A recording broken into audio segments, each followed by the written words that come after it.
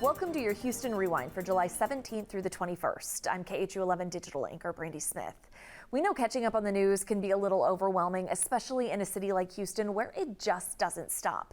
So every weekend we take this opportunity to fill you in on some of the stories you may have missed. Let's rewind. Summer in Southeast Texas is no joke, and this year the heat is driving more people to beaches, lakes, and rivers to cool off. Sadly, we're seeing more drownings as a result. Monday, crews recovered a body from the San Jacinto River. They believe it's a man who went under while swimming with friends Sunday. As Sherman Chow found out, that was one of 3 apparent drownings in the San Jac in a 24-hour span. Harris County Sheriff's deputies say that this missing man is about 50 years old, was out here yesterday with family and friends along the San Jacinto River, and was swimming towards this little island last seen about 5 feet from it. This part of the San Jacinto River is popular with swimmers, boaters, and jet skiers. Magnolia Gardens Park is a private park, attractive in the hot summer months, but the river is deceptive and can be very dangerous. The park manager says people don't generally swim in the section near the island, which can be dangerous below the water line. It caught a bunch of trees, so what it is a jumble of trees, just sideways trunks. There's not really any land there. It's just mainly debris, natural debris. This is the 5th drowning in the last month alone along this portion of the San Jacinto River, not far from Crosby. There are warning signs posted at Magnolia Gardens Park saying no lifeguards and swim at your own risk. 3 of the victims, all adults, died in the river here. 2 others, children, perished Saturday night around 9 p.m. by the extreme off-road marina and park just downriver. A father tending to a younger child says he lost track of the 6 and 12-year-old. Here is a look from Drone 11. Authorities and park management warn people to wear life jackets, never swim alone, and be aware that the San Jacinto River has sudden potholes that can catch people walking along even shallow areas. This latest victim, the man in his 50s, is described as a strong swimmer, but deputies say may have had a complicating medical condition. A formal identification is pending. The Harris County Medical Examiner's Office. Along the San Jacinto River, Sherman Chow, KHOU 11 News. No matter where you're swimming, in the Gulf, in a river, or in a pool, you need to remember drowning can happen quickly and it is often silent. We have tips to stay safe in this article on KHOU.com. Monday marked National Tattoo Day, a chance to get the word out about new ways scammers are trying to take your money. They're impersonating tattoo artists on social media, even booking fake appointments. Maria Aguilera learned the scammers disappear once they get their target's deposit. At Houston Heights Tattoo, owner Miranda Quinn says they've been receiving more unexpected customers. There has been, a lot of situations where I've had to kind of put out a fire that I didn't start, which is frustrating. It's an Instagram scam targeting people who are looking for local tattoo artists. What the scammer will do is get together a portfolio of work from other artists and create a profile that looks from an outside point of view, looks very legitimate. A high number of followers, really beautiful tattoos. What happens next? The scammer will then book an appointment and ask for a deposit. It can be anywhere from $25 to $100 to $200, or paying half of it up front. Quinn says it's been happening over a year, and they've seen 25 to 30 people who've been scammed and given their address. So when booking a service through social media, Quinn says make sure you check for inconsistencies in photos. Call the business and ask questions. Set up an in-person consultation and pay the deposit there. And if the price sounds too good to be true, it most likely is. Their Instagram account has tagged all their artists. Quinn says they want to get the word out, not only to save people from getting scammed, but to also not have something negative associated with their business. Once someone's reputation is tarnished, especially when it's something they had nothing to do with, that's incredibly frustrating, because then you're having to gain trust back that you didn't violate in the first place. This is a scam that's popping up all over the country. Our sister station in Little Rock, Arkansas, spotlighted the issue too. You can get more tips about how to protect your hard-earned cash online at khou.com/money. Weekends in the Houston area always seem to be a game of which freeway is closed now. TxDOT crews are working on the Gulf Freeway for part of this weekend, and the Southwest Freeway is expected to stay closed at the West Loop. through 5 a.m. Monday. The rebuild of that interchange is a $259 million project that showed signs of progress this week when a new 610 southbound bridge over 59 opened up. Adam Bennett shared this comes 5 years into the 6-year overhaul to make that exchange safer. 2 miles of road work have meant 5 years of slowdowns and detours along the 610 West Loop and 59 Southwest Freeway. It's pretty bad. It was terrible, and that's why I went way far away going home in Sugar Land. It's really hard for me. I live in Bel Air. Today, some news to lift drivers' spirits. A new southbound main lane bridge on 610 over 59. It's the brighter pavement you see just left of center on your screen. Crews had previously torn down the old southbound bridge and rerouted traffic to the old northbound bridge. To keep that traffic flowing is really important while we do this construction. So TxDOT's been working on this project in phases. This part's taken 2 years. The pandemic's lighter traffic let crews close lanes earlier and open them later. It was maybe adding 2 hours every night. That 2 hours adds up during a week, so we're able to get a lot of work done, and we're just continuing that progress. Now crews are working more evening hours to stay safer in the heat. If there's any situation where it does get too hot or the temperatures get too intense, they can do what's called a safety stand down, meaning that they can stop and say, hey, time out, we need to take time for a safety stand down. Sometimes that might include a few hours, or it might be just call it for the day.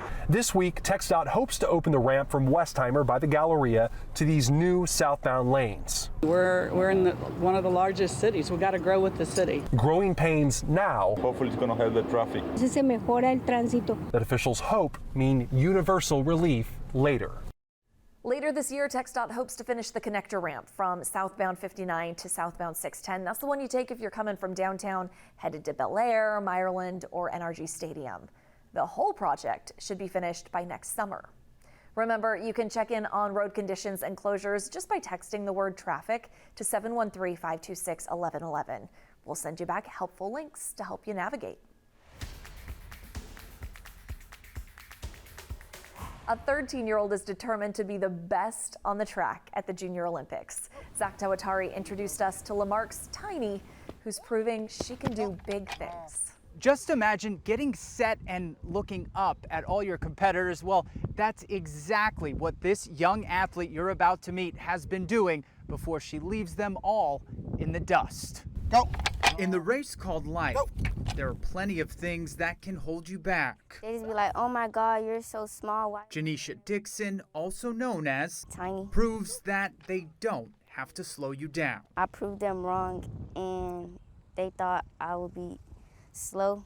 At just 4 feet 6 inches tall and 13 years old, she lives up to every bit of her name. I'm in the body of a 9-year-old. Often, if not always, she's facing bigger and stronger competition. I went to a meet, and I'm just looking around, and I seen like this little small.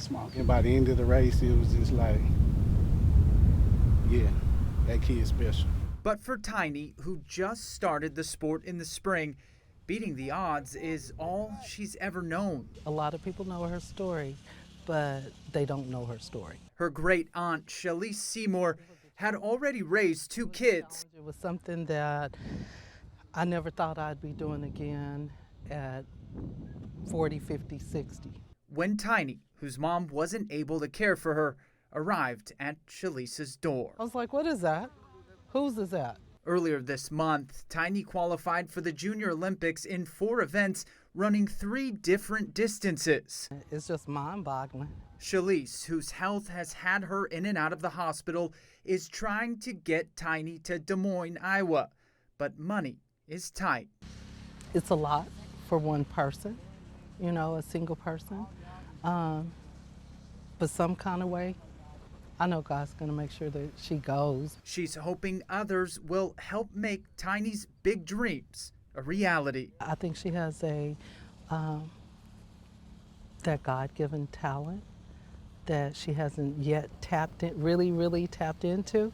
And once she figures out that she has really tapped into it and she's got it, there's no limits. In Lamarck, Zach Tawatari, KHOU 11 News.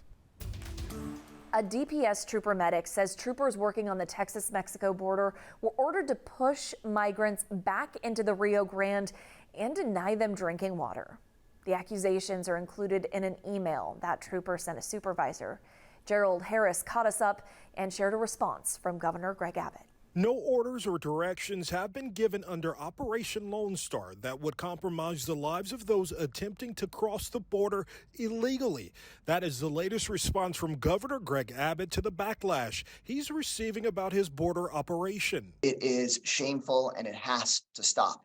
A trooper medic with the Department of Public Safety emailed his concerns to a supervisor. Pushing kids back into the water, putting razor wire around buoys to create drowning devices. Texas congressional Democrats are speaking out on the alleged inhumane incidents troopers were ordered to do, including denying medical treatment to migrants suffering cuts due to the razor wire and nursing children and mothers drowning. Are they really trying to make it safer, or are they trying to make it more unsafe for people to cross? Cesar Espinoza is an immigrants' rights activist and executive director of FIEL. He says the emails reveals a troubling situation among Texas leaders. It really sickens me to hear, a trooper saying they're putting kids back in the river, they're denying them water. A little girl was passed out with her pregnant mom, et cetera, et cetera. Texas congressional Democrats and Senator Roland Gutierrez is calling for a Justice Department investigation for violating U.S. laws. The Texas Inspector General is already investigating the allegations. We're keeping tabs on those investigations. Check out khou.com/@theborder for updates. A Pearland homeowner says he tried for months to get the city to fix a water leak that was sending dirty tap water into his home.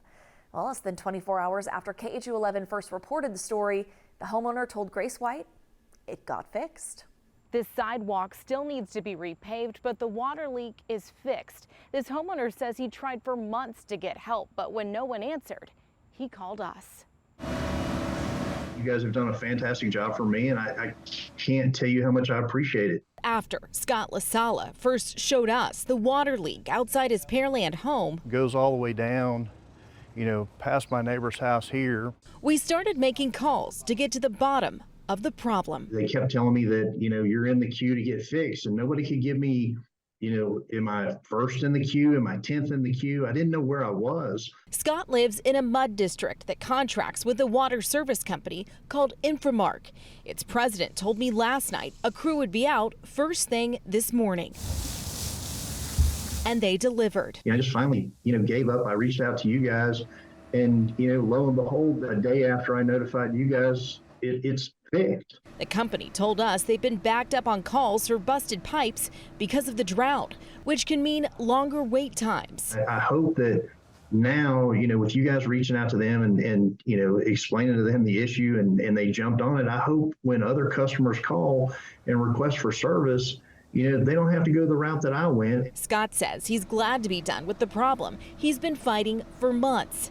It just took a little more help than he first realized. Grace, thank you very much, and thanks to KHOU. It definitely stands for Texas. We checked with Inframark's president today. They told us not only did they fix that original leak, but they fixed another leak on this street as well. They'll be back to pour the concrete when the ground dries. In Pearland, Grace White, KHOU 11 News. We want to hear from you. If you have an issue that's not getting addressed, or if you have any story ideas you'd like us to cover, just send us an email. It's newstips@khou.com. A trip to the doctor's office for annual screenings is something a lot of us delay longer than we should. That's why a Katy man who was recently diagnosed with prostate cancer talked to Stephanie Whitfield to encourage others to get screened.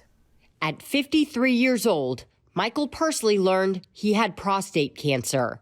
The father of 3 had no symptoms, no family history. The first red flag showed up in a blood test. I had this feeling coming over me that the results weren't going to be good. After putting off additional testing for over a year, he was diagnosed in December. I had to go home. I had to tell my wife. I had to tell my kids. It was the toughest day of my life. And my wife said, we're going to be fine. We're going to get through this. His doctor at Memorial Hermann Hospital says prostate cancer is most common among men in their 60s and 70s. But he does see patients in their 50s, some even in their 40s. The risk is even higher for Black men. But I think a lot of folks, when they ask me when they should start screening, I usually say sometimes in the 40s, just get one, see what it is. If it's great, you can wait several years before checking it again. And that's really just a blood test, so it's easy to do with your normal physical. Michael opted to undergo a robotic surgery to remove the tumor and hopefully allow him to return to normal life faster. A procedure doctors say is only an option if cancer is caught early. So I've done blood work now 2 times since then. It's undetectable in my body, and we think we're as cured as you can be. That's why Michael wants all men to hear his story. It's a blood test. It takes 30 seconds. And get screened for prostate cancer early. Stephanie Whitfield, KHOU 11 News. For the second straight year, a Houstonian will represent Texas at the Miss USA pageant. Tuesday, Marcelino Benito went one-on-one with Miss Texas USA to learn about the inspiration behind her success. Juvia Alzate's road to the Miss Texas USA crown. I was like, wait, what? Is it really me? And it wasn't until they started putting the sash on me when I was like, oh my gosh, I really did just win. Was as unconventional as it gets. I actually used to be a wrestler in high school. So two completely opposite things. If you would have asked me last year around January that I would be Miss Texas or competing in pageants, I would have thought you were crazy. But in 2019, her mom was diagnosed with ALS. I was being a full-time caregiver to my mother at that time. She thought pageantry could be a platform to spread awareness about the neurodegenerative disease. It was definitely a journey of perseverance to keep pushing forward. Turns out she was a natural. Sadly, her mom passed in December, months before she earned her Miss Houston crown. But this video from the day she graduated high school, her mom telling her how proud she is, has fueled her to keep going through her loss. I see that exact same face of her just looking at me and telling me how proud she is. Her mom wasn't there to watch her compete this past weekend, but her family was cheering her on. They know how happy my mom would have been as well. And so I remember every time I would look at them, I would kind of tear up because I just saw my mom right through them. For this Colombian-born beauty queen, it's her biggest platform yet. Next up, the Miss USA pageant, hoping to become the second straight Houstonian to earn the Miss USA crown. I'm coming for it. The last Houstonian to claim that crown, Arvani Gabriel. She was crowned Miss Universe in January. It's also worth mentioning the reigning Miss Texas is also from Houston. Ellie Bro won the crown earlier this month. She'll now compete in the 2024 Miss America pageant. More than a dozen prisons in Texas don't have air conditioning, and advocates want Governor Abbott to change that. Michelle Choi explained why they argue this isn't a political issue, it's a humanitarian one. Yeah, Rika, this afternoon, prison rights advocates as well as families of inmates and several lawmakers are demanding Governor Greg Abbott call for a special session to approve installing air conditioning in Texas prisons. Less than 24 hours ago, they gathered both inside and outside the state capitol demanding more humane conditions and sharing devastating testimonies of losing loved ones due to the brutal temps inside the prisons. This as the extreme heat continues to bear down across the state. Lawmakers in support say this fight isn't a political issue, rather a humanity issue. We're not talking about comfort. We are talking about a matter of life and death. So hot, he's so exhausted. He was having trouble breathing. And they were barely getting any kind of water at all. Right now, 2/3 of the state's 100 prisons don't have air conditioning in most living areas, which means thousands of officers and prisoners are living without ventilation inside these concrete buildings in extreme heat. Since mid-June, at least 9 prisoners have died of reported heart attacks in prisons without AC, according to the Texas Tribune. Now, advocates and lawmakers are hoping more pressure will encourage politicians to allocate some of the state's $32 billion budget surplus from this past session to bring prisons up to livable standards. To further add, a report from Texas A&M found Texas is one of just 13 states that does not have universal air conditioning in its prisons. Back to you.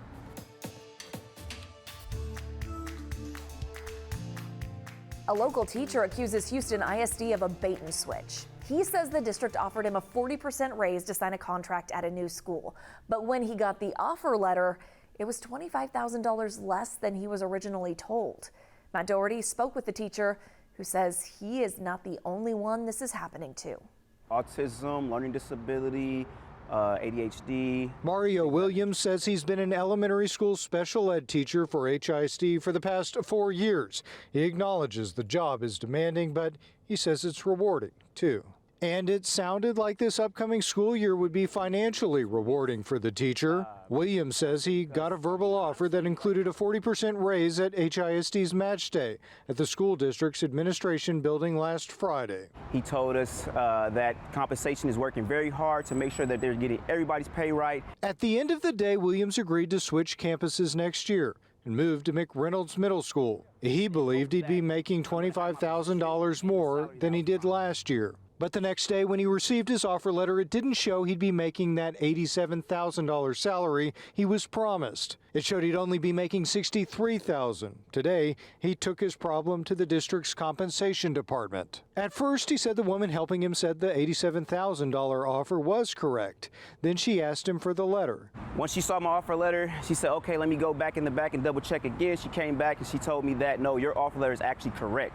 Williams says she couldn't give him any explanation for how this happened, and he says he's not alone. I mean, when I went in there today at the compensation department, there was a lot of people in there complaining about their pay.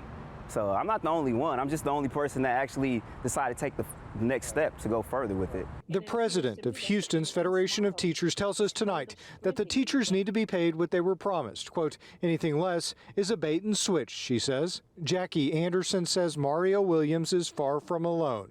She says she's heard from dozens of teachers who are experiencing the same thing. Williams says he hasn't signed the offer letter yet and is hoping this will be fixed soon. Otherwise, he doesn't know if everyone will be showing up when school starts in 2 weeks. I said, so what are you guys going to do if we decide to go on strike to fight for what's right? And she's we're just going to hire other people. For more of our coverage of the Texas Education Agency takeover of Houston ISD, go to khou.com/education. From Bedford Forest Drive to Liberty Way, a street in Missouri City is getting a name change. The city council approved it this week. Annie Ruiz met with the neighbors who made it happen. In the beautiful neighborhood of Vicksburg Village of Silo lies a street that's a constant reminder of the Klan. We're talking about Bedford Forest Drive, named for Nathan Bedford Forrest, a Confederate general in the Civil War. That was a grand wizard of the KKK. And so I feared that name growing up. For this choir teacher, that name was heavy. It had meaning. So much that he almost didn't buy his home. My mother said, I know you are not going to buy this house. And I was like, Ma, I like the house. But when neighbors started a petition to change the name of the house, Holtman was on board. It's very hurtful. And then, every time I pay my bills. See, a few years ago and a few blocks down, residents changed their street name from Confederate Drive to Prosperity Drive. And they hope those living on Bedford Forest Drive do the same. People were just getting tired and fed up of just accepting the ordinary and just, going with the flow. And so we were like, let's see what we can do to change our street name. It's been a long road, but these residents say they're counting down the days where they see Bedford Forest Drive and Court transformed into Liberty Way. Nobody's trying to erase the past, but it is, we wouldn't want to live on Holocaust Way. So why must we live on, or who wants to live on Adolf Hitler Drive?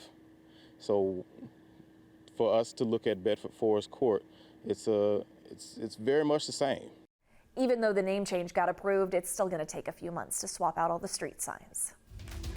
The fight over abortion access continued Wednesday as some Texas women made the case that the new abortion restrictions are doing more harm than good. Gerald Harris dug into the numbers.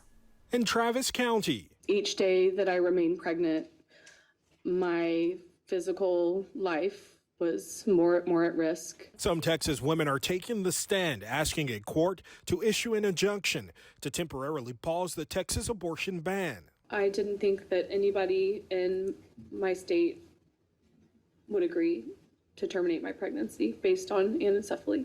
With an unviable pregnancy, she told the court she went to another state to get an abortion, to not be forced to carry to term, where survival could come down to just seconds and her life could be threatened. I felt like my pregnancy was not my own, that it belonged to the state.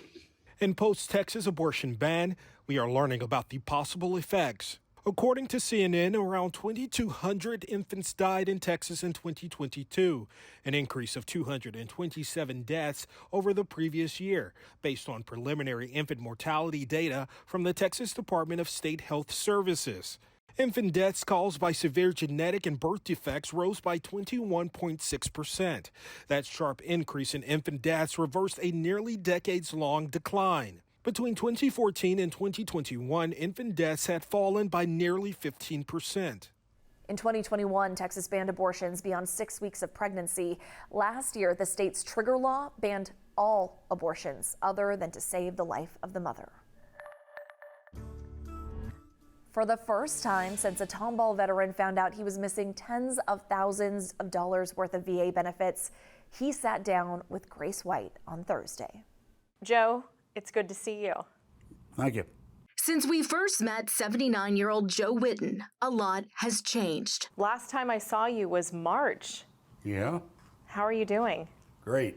Sure I am. Earlier this year, when we first interviewed him, the car that was purchased, did you buy this car? No. The disabled veteran told us he had been robbed, beaten, and eventually forced out of his Tomball home. Do you think they took advantage of you because of your age? Yes, ma'am, I do. I sure do. After our story aired, the Harris County Sheriff's Office arrested 3 people on charges ranging from kidnapping to robbery and theft. But then came another problem. It should be no questions about him being there. He is not okay to take care of himself. Joe's caretaker told me that he could soon be forced out of the state VA home he'd moved into.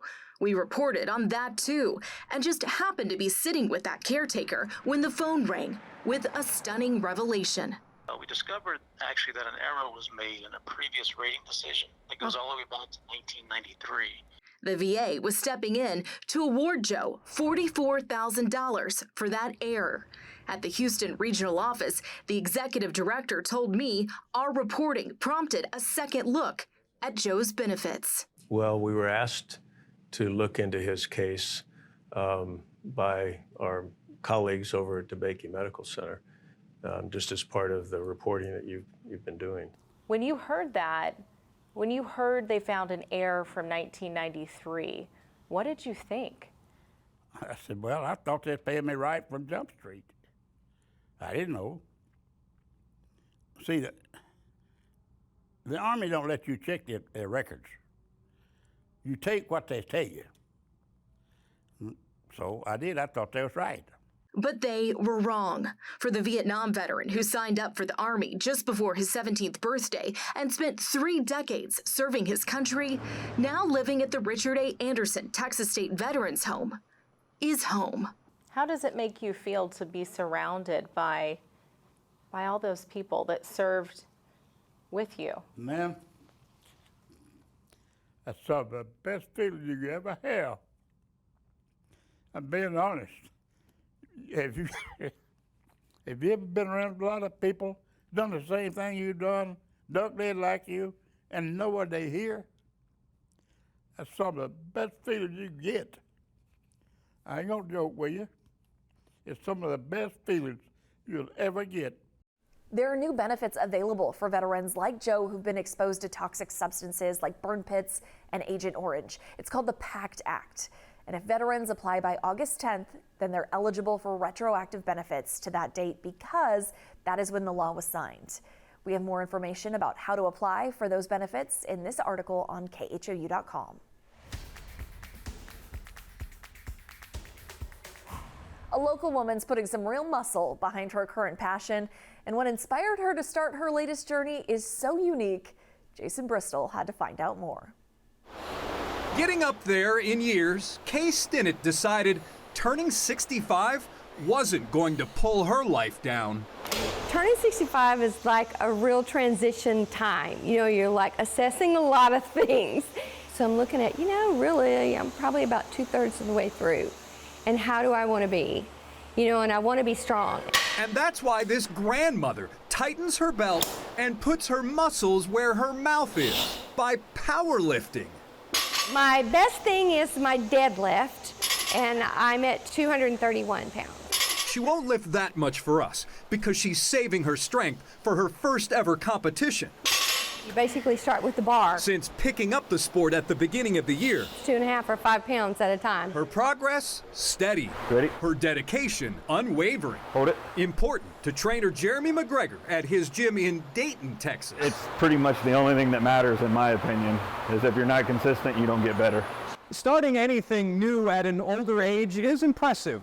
But for Kay, let's just say she has not one, but 2 role models. Kay's daughter, Samantha Herod, Once I realized I really enjoyed being strong, turned to powerlifting. squat is 347 Began a few years ago. and deadlift is 386. Mom tagged along to her training sessions, and now Samantha will cheer Mom on at Kay's first event, which Samantha's also entered.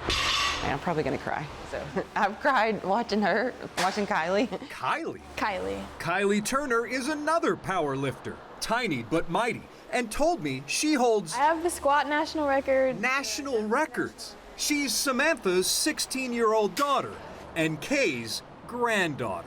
It's cool because I saw my mom doing it first, and then I started doing it, and then now my grandma's on the train. So it's all just like Adds up. 3 different generations, And now to be a part of that is pretty fun. all heading to the same competition. It gives me a lot of feelings. As for Kay's challengers, she's not worried. How many other competitors are in your age group? 0. Score, I'm gonna win. Though she hopes her story will inspire others her age to start lifting. And so it would be cool if this stirs up interest. So take it from Kay and Samantha and Kylie. There is strength in numbers. And all 3 say they're competing at Saturday's Buddy Cap's Houston Open, held at the GRB.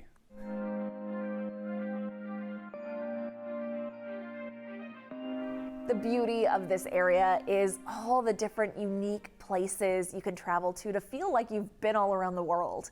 At this week's Hidden Gem, you can unleash your inner pirate near the beach.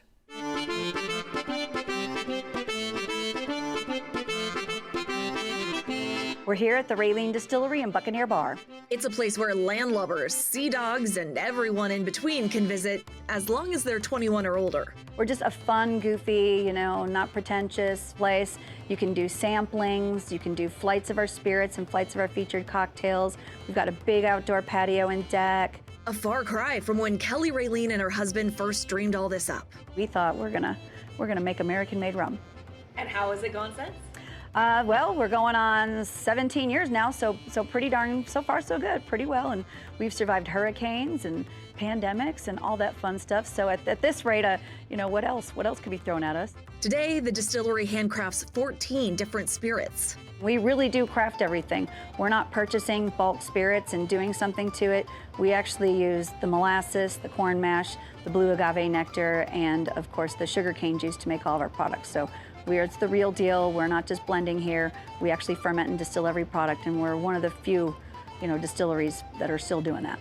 If you look at our stuff and it says handcrafted, it's these hands and her hands that handcraft pretty much all of this stuff. Master distiller Kenny Bradshaw says the process starts with the raw materials going into one of these fermentation tanks. The idea behind fermentation is to turn sugar into alcohol. That can take anywhere from a week to 10 days. Once that's done, then it'll go into our still, and the still is what will turn it into high-proof alcohol. Clear spirits head into these tanks. Everything else is poured into some of the hundreds of barrels stored at the distillery. This is where the magic happens, right here. That magic can take years before the spirits can be bottled, labeled, and sold at the Buccaneer Bar.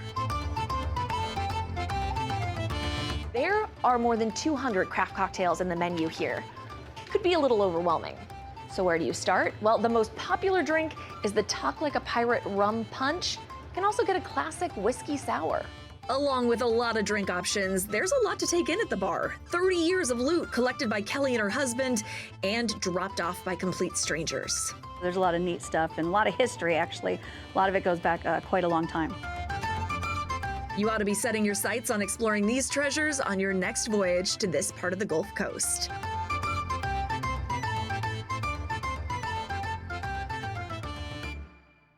If you're adding a visit to Raylene to your summer itinerary, don't skip other hidden gems along the Gulf Coast. You can scout them all out at khou.com/hidden gems, where we have an interactive map of all the gems we've highlighted so far. The president of Texas A&M University stepped down amid fallout over the failed hiring of a journalism professor. Annie Ruiz broke down what we know. This carnival is now turning into a full-blown big top circus. Texas A&M alumni are still pretty shocked at all of the events that have unfolded in the last few weeks. It all started with the hiring announcement of the new lead of the journalism program. They were trying to reestablish the department. And on June 13th, they had a public signing ceremony with balloons, T-shirt, the whole works for Dr. Kathleen McElroy, a journalist with over 30 years of experience. They had the opportunity to frankly hire a five-star recruit. But in the weeks to follow, Dr. McElroy announced she wasn't taking the offer after conditions of her contract kept changing. She told the Texas Tribune her offer went from 10-year track to a 5-year deal to a 1-year contract. Embarrassed about what all has taken place and how it unfolded. It's just very unfortunate. Dr. McElroy told the Tribune A&M officials expressed concerns over her past work on race and diversity. And many believe this has to do with lawmakers targeting diversity, equity, and inclusion programs. And her turning down the job offer causing backlash for the university. There are drastic measures on doing it.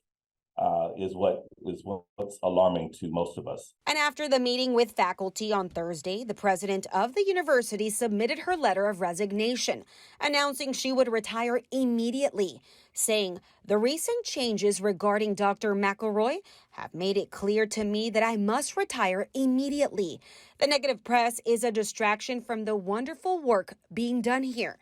Now some alumni hope more is done to prevent this from happening again. I want to see an apology to her. I want to see the university decide if a diverse, engaging, respectful, inclusive environment is important to Texas A&M. It would break my heart for them to say that it's not. This is another story you can dig deeper into at khou.com/education. A Houston man who lost both hands and part of his feet has been in the hospital for a month. His family says his doctors think it all started with a flea bite. Stephanie Whitfield shared their message. Family members say Michael Kohlhoff started feeling unwell in June. They thought it was a common virus at first, but his symptoms kept getting worse. The Houston man was in San Antonio visiting his mom. We just knew something was wrong. When he eventually went to the hospital, family members say doctors told them he had typhus. His partner says he later developed gangrene. She tells us in order to save his life, doctors amputated both of his hands and parts of his feet. They said that this specific typhus is the only vector is fleas. So it could be from outside or even like a house pet, anything. Dr. Catherine Troisi is an infectious disease epidemiologist at UT Health Houston. She says the latest data shows, on average, more than a dozen cases of typhus are diagnosed in Harris County each year. But in the last 10 years, we've seen a spread to other urban areas such as Bexar County, Harris County. Galveston has been seeing an outbreak as well. She says if caught early, typhus can be treated with an antibiotic. Michael's family tells us things could have been different if he had gone to a doctor sooner. But still, He is gone, beyond our expectations as far as strength and bravery, and just has a really positive outlook that we're all really proud of. Stephanie Whitfield, KHOU 11 News. Hope that helped you catch up on this past week and you're ready for the next one. Remember, you can tune into KHOU 11 on air, online via KHOU.com and YouTube, as well as by using our free KHOU 11 Plus app on Roku and Fire TV. Have a great week.